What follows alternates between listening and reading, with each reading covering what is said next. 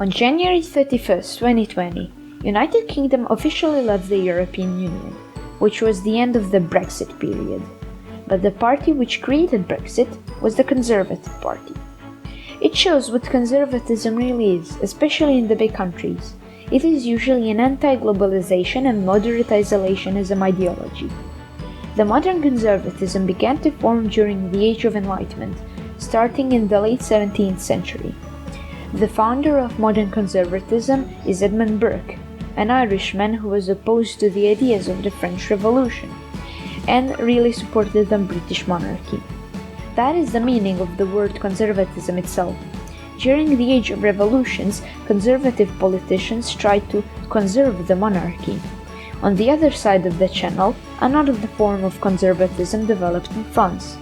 The French conservatives were also anti-enlightenment and were supporting the influence that the Catholic Church had on the government.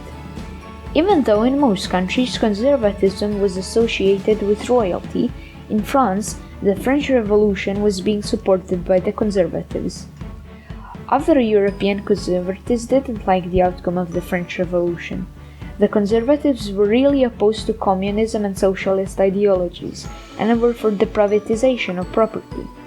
Most conservative parties switched from royalty to nationalist populists during the 1848–49 revolutions, which toppled many European monarchies, most notably in the Austrian Empire, with the Austrian Chancellor Clemens von Metternich being the most known conservative. Conservatism today really is a big player in politics. This map shows all the countries with ruling parties being conservative. And oh boy, that map took so long to make. The conservative parties today are much less radical, and the more radical parties switch to nationalism, which we will discuss in another video. Conservatism is on a slow rise. Even though globalization is happening and progressivist ideas are appearing, it would seem logical that social democrats or liberals would win. But that is the exact reason why people vote conservatist. They're scared that their culture and heritage is being lost to the hands of globalization. The best example is France, with their Front National party. But Front National is kinda a nationalist party. But it still gives an example of a more radical version of conservatism.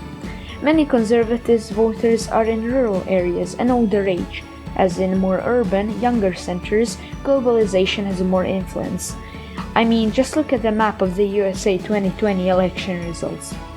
So, yeah, that's conservatism, I guess.